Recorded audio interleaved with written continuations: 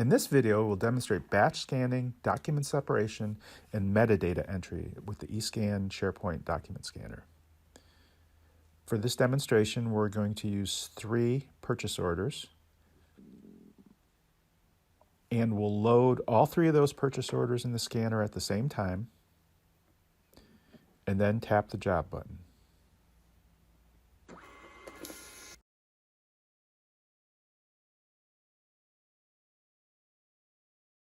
After the documents are scanned, you'll be prompted with a document check-in screen.